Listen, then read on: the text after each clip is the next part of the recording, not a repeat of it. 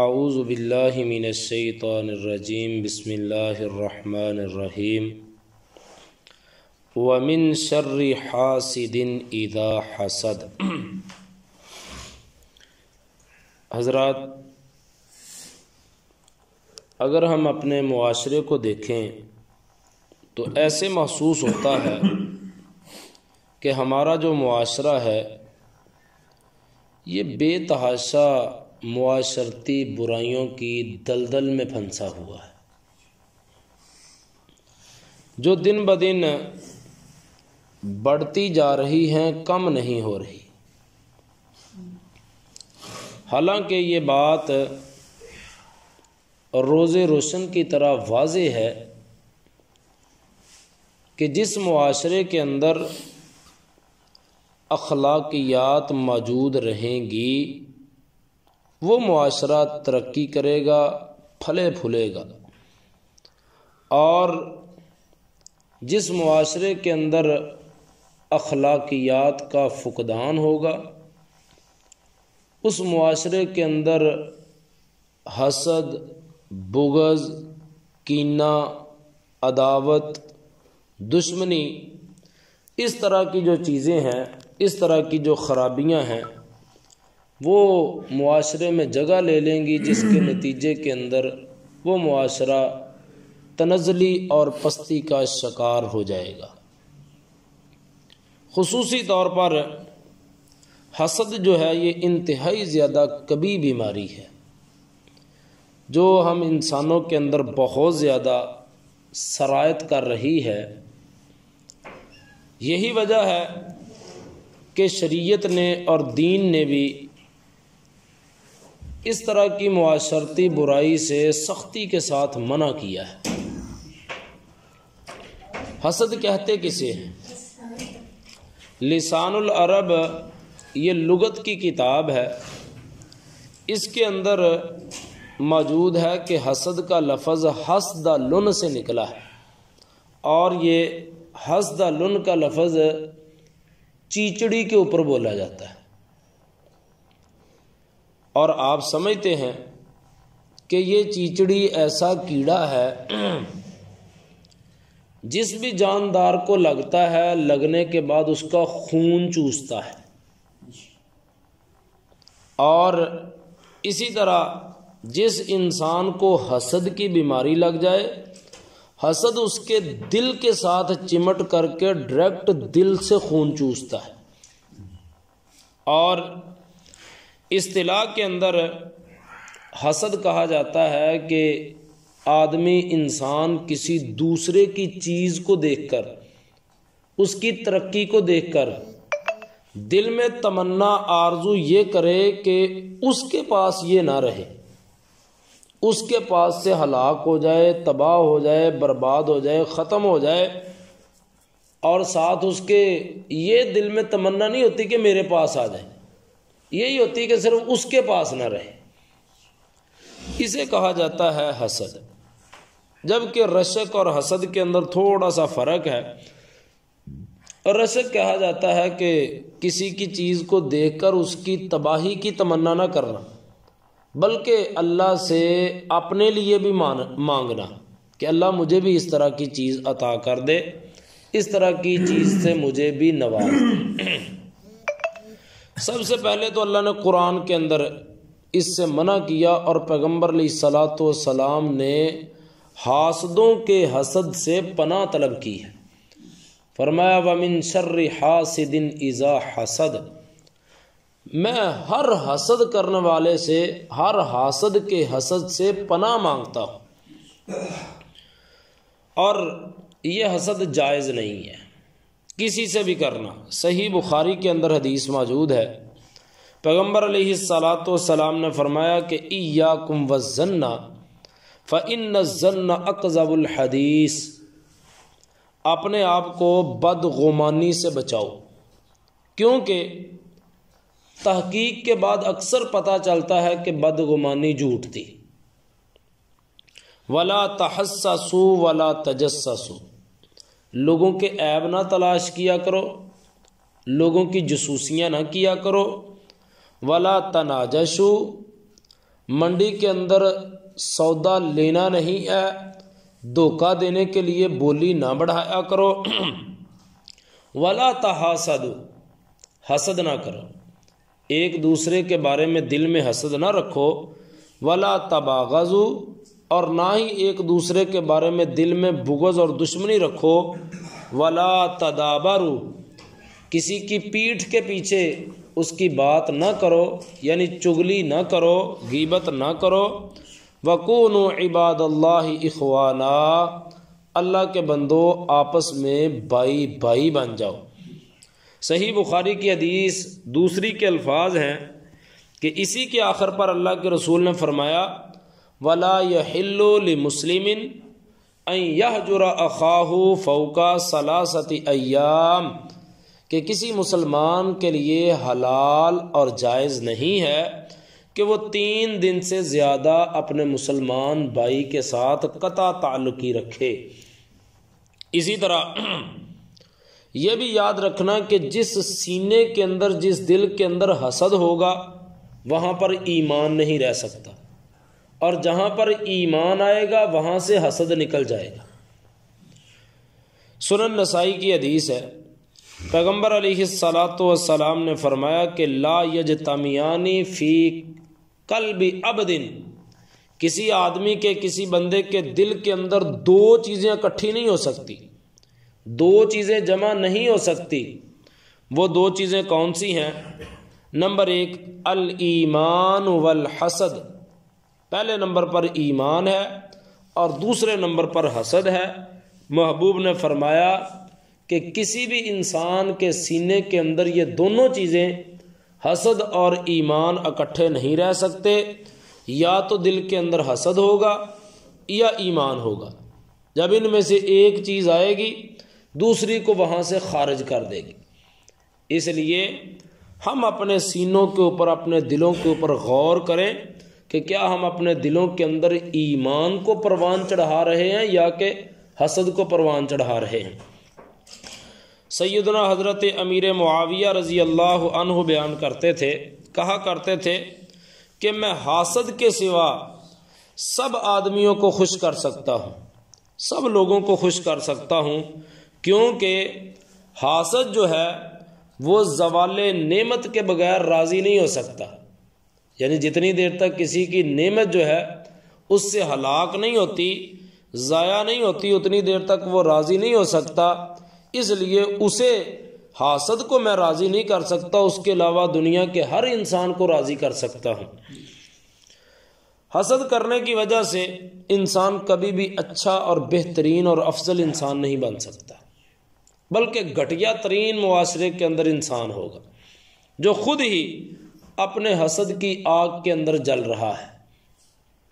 سنن ابن ماجہ کی حدیث ہے، صحابہ نے پیغمبر علیہ السلام سے سوال کیا، پوچھا محبوب ہمیں بتائیے کہ ای الناس افضل، لوگوں میں سے سب سے بہترین انسان کون سا ہے، لوگوں میں سے سب سے افضل ترین انسان کون سا ہے؟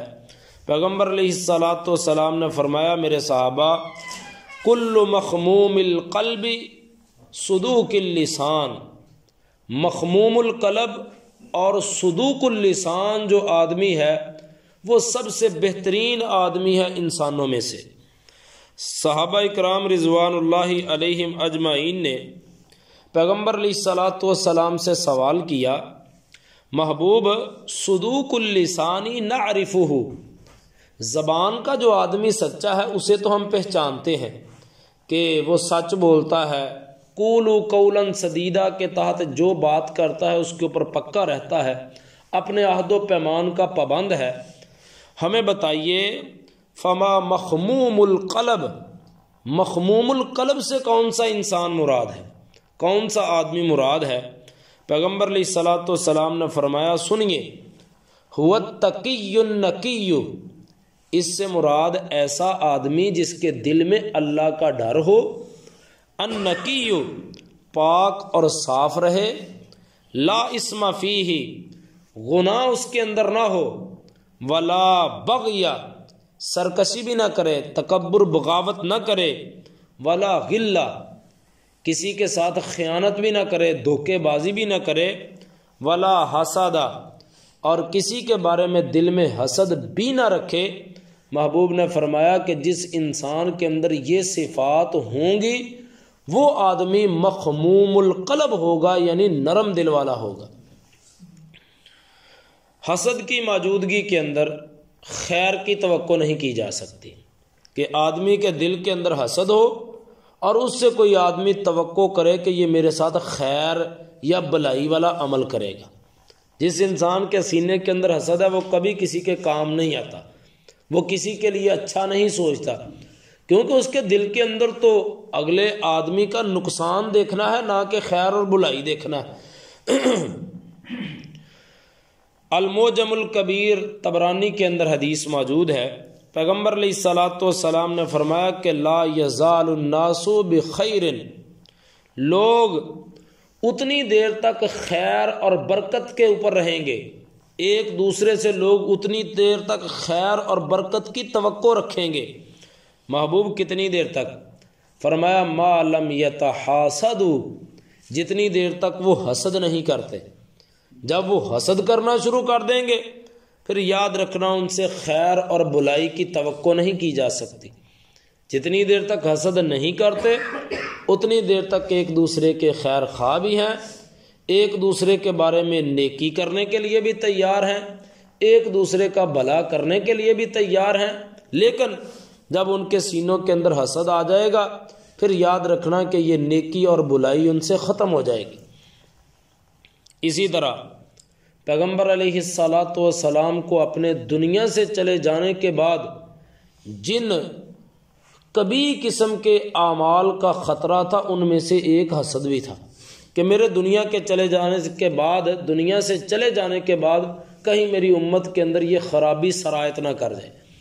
صحیح بخاری کے اندر حدیث موجود ہے، پیغمبر علیہ الصلوۃ والسلام نے فرمایا میرے صحابہ و انی واللہ ما اخاف بعدی ان تشرکوا، مجھے یہ ڈر نہیں ہے کہ میرے چلے جانے کے بعد تم شرک کے اندر مبتلا ہو جاؤ گے، کیونکہ میں نے تمہیں توحید بہت اچھے انداز سے سمجھا دی اور تمہیں سمجھ بھی آ چکی ہے، اب مجھے یہ ڈر نہیں ہے کہ تم شرک کرو گے۔ ڈر کس چیز کا ہے؟ وَلَكِنْ أَخَافُ أَن تَنَافَسُوا فِيهَا، مجھے یہ ڈر ہے کہ کہیں تم دنیا کو حاصل کرنے کے اندر، دنیا کو اکٹھا کرنے کے اندر، ایک دوسرے سے آگے بڑھنے کے اندر حسد نہ کرنا شروع کر دو۔ مجھے اس بات کا ڈر ہے کہ دنیا کے حصول کے اندر تم جب ایک دوسرے سے آگے بڑھو گے دنیا کو اکٹھا کرنے کے لیے، حاصل کرنے کے لیے، تو کہیں تم ایک دوسرے سے حسد نہ کرنا شروع کر دو۔ حسد انسان کو ظلم تک پہنچاتا ہے۔ حاسد انسان سب سے بڑا ظالم ہوتا ہے جو کسی کی نعمت کے زوال کی تمنا کرتا ہے، اور جو نعمت کے ہلاک ہونے کی تمنا کرتا ہے اگر اسے موقع ملے تو وہ آدمی کو بھی ہلاک کرنے سے کبھی پیچھے نہیں رہے گا۔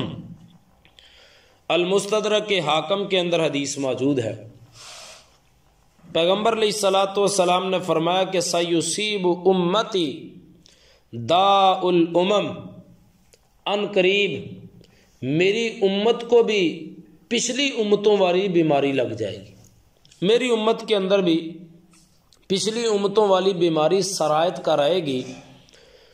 پیغمبر علیہ الصلوۃ والسلام کے اصحاب نے پوچھا محبوب وما داء الامم، سابقہ امتوں کی بیماری کیا ہے جو آپ کی امت کو لگے گی؟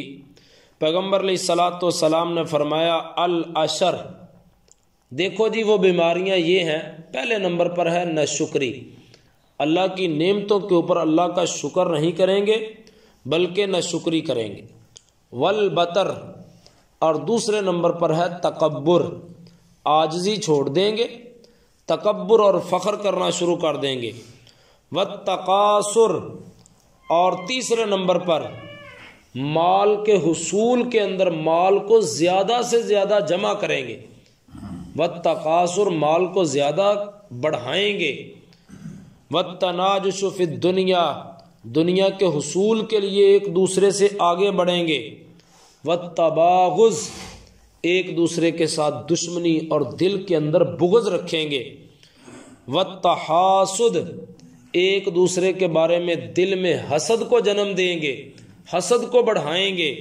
فرمایا حتیٰ یکون البغی، حتیٰ کہ یہ تمام چیزیں، یہ بیماریاں انسانوں کو ظلم، ستم اور زیادتی تک پہنچا دیں گی۔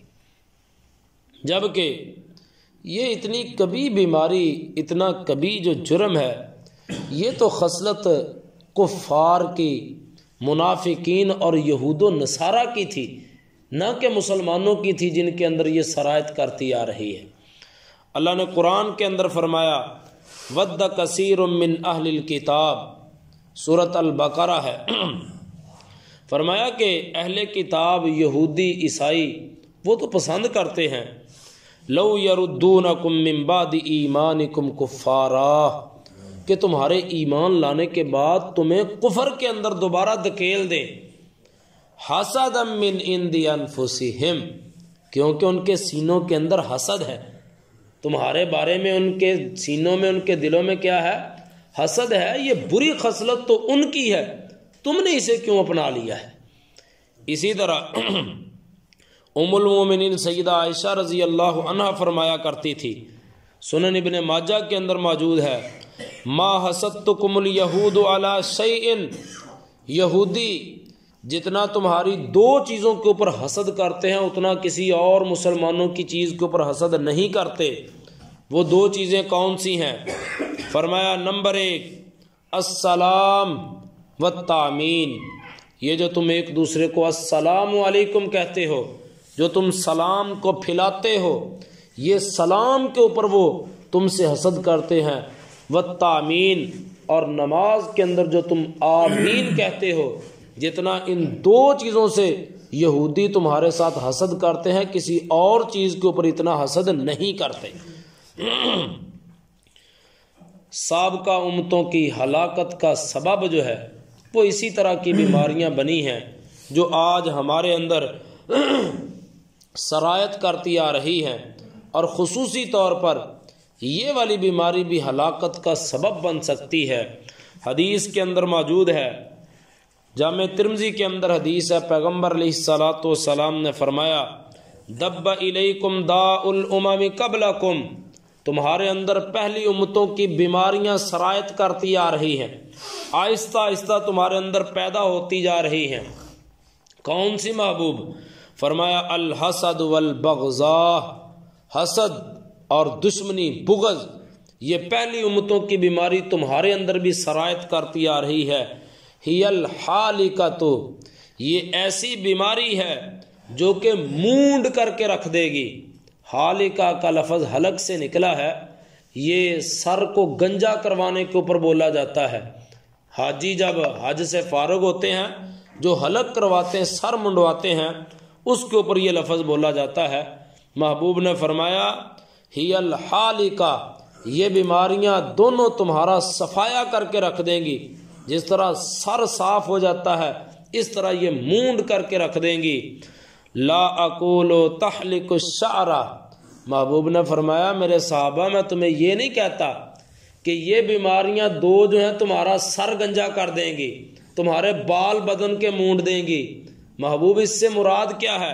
فرمایا ولیکن تحلق الدین، یہ بیماریاں تمہارے دین کا صفایا کر دیں گی، تمہارے ایمان کا صفایا کر دیں گی، تمہارے اسلام کا صفایا کر دیں گی۔